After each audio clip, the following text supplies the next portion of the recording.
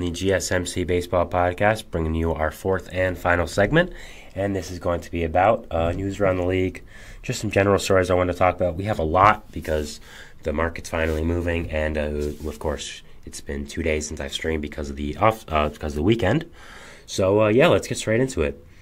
Starting with a little light here, the Mets added Colton Ingram off waivers from the Tigers. This is a nice step move, I think, by the Mets. Added some lefty bullpen arm depth again to them, which they've needed for a little while now. I think was a good move.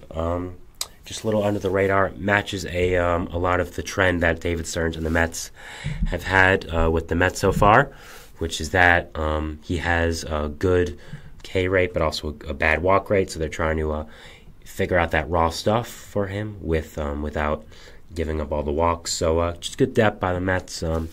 Can never have too many lefty relievers, especially ones that are going to be in the minor leagues, like Colton Ingram. So I like it. Next, we have the Phillies. They added Cam Gallagher off waivers. Good depth move by the Phillies. Makes a lot of sense, to add another veteran catcher to the mix. Can never have too much catching depth. And nice guy to add behind JT Realmuto and his backup for the season, just to add a veteran presence there. Probably won't make the roster, but will probably be a nice step for them in AAA. Going to a little more notable stuff here now. JD Martinez and the Giants. That's a big situation that happened over the weekend. So what happened there was JD Martinez, it came out that from the New York Post that he was offered a contract by the Giants and said no because he just didn't want to go there, which is very interesting. You don't really see that happening, just saying no to money because you didn't want to go to a place very specifically, I guess. It then came out from Susan Slusser that they did offer a contract to JD and that they were talking, but in the end, they did not sign him because they thought the price was too much, and they ended up, of course, going to Jorge Soler. So it's kind of a he said, she said situation with JD Martinez and the Giants. I think it's interesting that it came out that Martinez said, apparently, this is what the reporters say, we don't know how true this is, that he just simply didn't want to go to San Francisco. I think that's kind of been a trend the entire offseason. They have a lot of money to spend, and they haven't had that many free agents going there that are big, and we've heard a lot of rumors about the city and the teams. So first, before we talk about the city, it could just be that JD didn't want to go there for, he just played for the Dodgers and maybe didn't want to go to a rival. He felt connected to the Dodgers.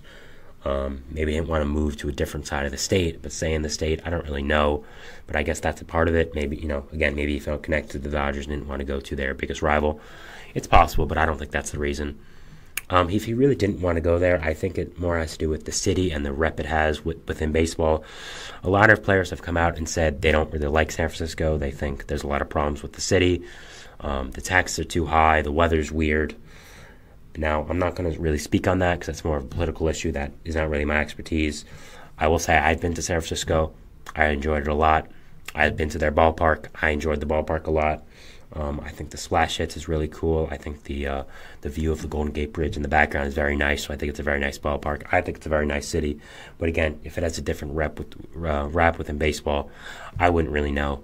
So I'm not going to, trash talk San Francisco here. But I know this has been something that's been mentioned by some players in the past about going to San Francisco. So, I just wanted to mention that with Martinez because it could be that. Moving on now, we have some updates on Kodai Senga and his injury involving the Mets.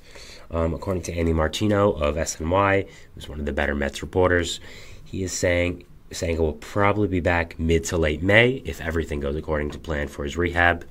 That's kind of what I was expecting. You'd need to take 3 weeks to shut off everything completely, 3 weeks to build back up. Then you have to probably pitch some rehab assignments, make sure you're fully ready to pitch because you don't want to re-injure it or have a setback.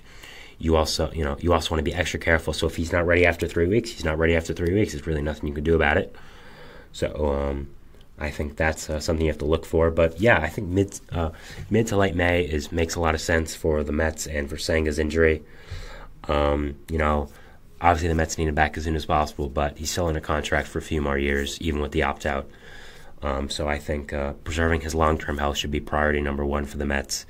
And definitely don't rush him back, especially in a year where you're not trying to necessarily win the World Series. You're definitely trying to compete if you're the Mets, but you're not trying to go all out and win the World Series. So I think it makes a lot of sense to be cautious with Senga and not rush him back like you maybe would if you were in the playoffs or trying to go all out for a World Series, like this was your last year for it. So Brian Mata of the Red Sox, he hurt his hamstring. He was in the mix for the Red Sox bullpen job. Would have been a nice addition to them. Was a prospect for a long time with them. Kind of, sits it out a little bit, but still has some nice raw stuff. I think would have been a nice addition to the Red Sox bullpen.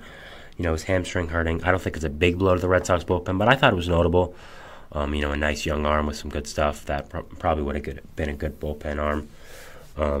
Hopefully he comes back from this. Hopefully he lives up to his potential and pitches good for the Red Sox and can be a good addition to that bullpen and what they're trying to do there in Boston. Next, Carlos Santana. He talked about to the press how he wanted to go back to the Pirates before going to the Twins, which is very interesting. Obviously, he did not go back to the Pirates. He signed with the Twins. He talked about how his agent and the Pirates tried to get a deal done before he went back to the Twins. Why do I keep saying Angels? Sorry about that. Before he went to the Twins. But nothing finished, and he is happy with the Twins. It makes sense that he wanted to go back. I think he played a veteran leadership role for the Pirates. Looked very happy when he was there as well. I think it made a lot of sense for that young team, bringing in a veteran first baseman. Obviously, they brought in a different first baseman in free agency with Rowdy Tellez, so I think that probably ended any chance of him going back to Pittsburgh. So I'm not really surprised he didn't. Santana and the Pirates just obviously didn't fit, but I think he's a good fit for the Twins.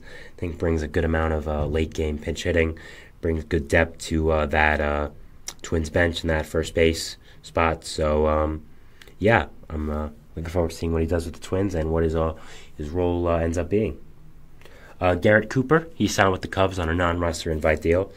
Some nice depth to the Cubs for the first baseman position. Obviously, we don't know about Bellinger, if he could be playing there or not. He is not officially signed, of course, so maybe this was in the workings before he signed, but we don't know. I think him going to the Cubs, nice move for the Cubs to get some depth in there, get some depth involved with that team, and add a nice player to that. So, nice deal by the Cubs to bring back Garrett Cooper. Brandon Crawford, he is signing with the St. Louis Cardinals. Kind of a deal that came together out of nowhere. I didn't really expect this or had it on my radar whatsoever. But, it's happening. So we're going to talk about it a little bit. So why does this make sense is the first thing. Now, Crawford leaving the Giants, I think, is a big story. Obviously, he played with the Giants his entire career, and now he's going to a different team. So it's going to be very weird to watch that flow with another team, not the Giants. But I think it makes a lot of sense for him to go to the Cardinals. I think that team is a good fit for him. Obviously, the Cardinals have a very good young shortstop in Mason Wynn, who's probably the future of that position for them. So, I think Crawford brings a lot of veteran leadership to that. Can teach him a lot, especially with fielding, which is Mason Wynn's MO, which it was for Crawford in his prime. He was one of the better fielding shortstops in the league in his prime. Probably still is if he was starting. Obviously had a very weird season with 2021. Kind of was great out of nowhere, and after that, came back to the reality with the Giants. I think it's a good move by the Cardinals to get some veteran leadership in there. Also add some more depth behind Mason Wynn at shortstop, with Tommy Edman being questionable for opening day with his injury.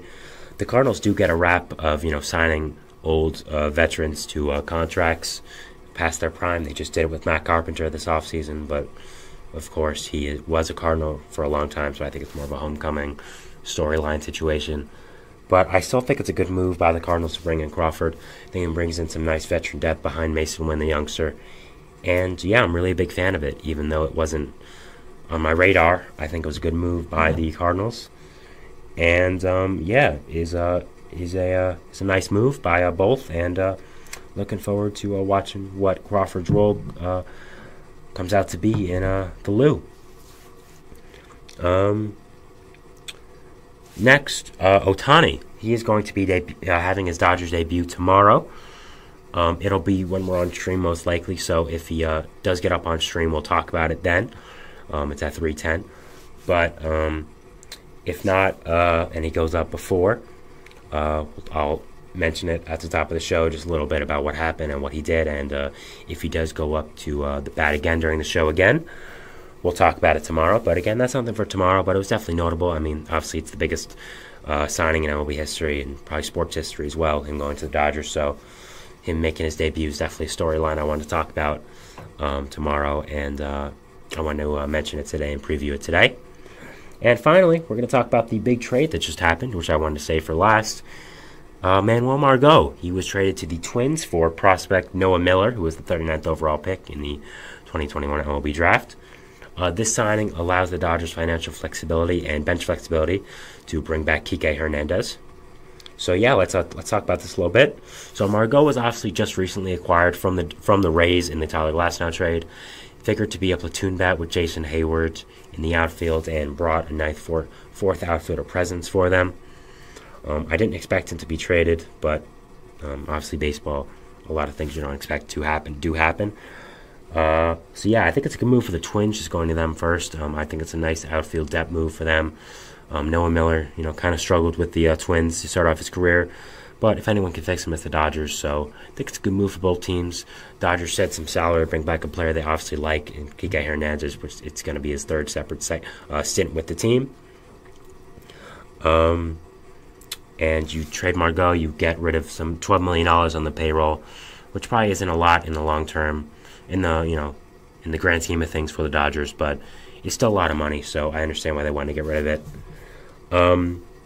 But yeah, good move by the Twins, I thought. Good move by the Dodgers to bring back Kike Hernandez. Obviously a super utility guy who's going to help you in a lot of ways for that team. He's obviously very familiar with the Dodgers organization and the players there. Andrew Friedman obviously loves him, and he's a very smart guy, so I wouldn't really doubt anything he does. So yeah, I mean, looking forward to seeing that.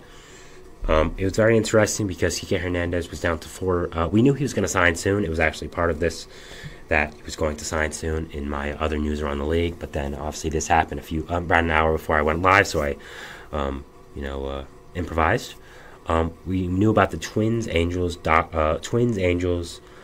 Padres, and the Giants being finalists for him. We thought he was going to go to one of those teams, but instead he goes to the Dodgers. So it all came together very quickly. As Ken Rosenthal said in a tweet about him and the Dodgers, Margot was suddenly scratched from the lineup, so I think that shows just how quickly this came together. I guess the Dodgers really wanted him. I'm sure Hernandez wanted to return back to the Dodgers. Who wouldn't want to go back to the Dodgers, especially if they've shown they want to? So yeah, good signing by the Dodgers. Good trade by the Twins. Good job by Kike to find a home back in LA. Fan favorite, of course. So I really like this move for the Dodgers and for Kike as well. So that's going to be our show today. Thank you so much for watching. It really does mean a lot. Make sure to follow us wherever else we are. Facebook, Twitter, TikTok, Instagram, Twitch. Get make more content and updates on the stream. Please leave a positive review. It helps us a lot. Thank you again for tuning in and spending part of your day with me, and everyone else who's listening on the audio version as well. Thank you so much for that. Have a wonderful day, and I'll see you later. Goodbye.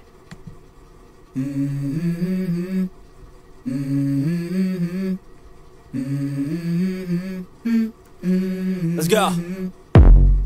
I wake up to a little bit of drool on my pillow, feel like it's gonna be a bad day. Yeah, I'm tired of shit, and the coffee ain't hit yet. Damn, ain't that great. I don't wanna go.